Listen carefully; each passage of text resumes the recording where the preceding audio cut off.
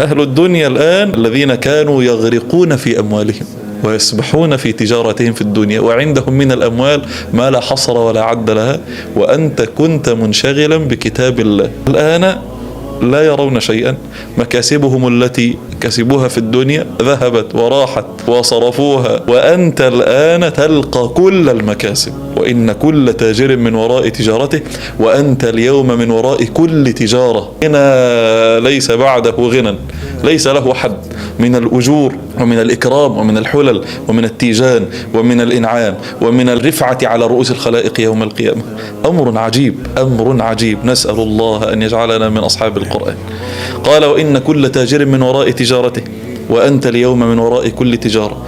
ثم يعطى الملك بيمينه والخلد بشماله. الناس ما زالت خائفة وأنت تعطى الملك، الناس ما زالت مرعوبة وأنت تعطى الخلد.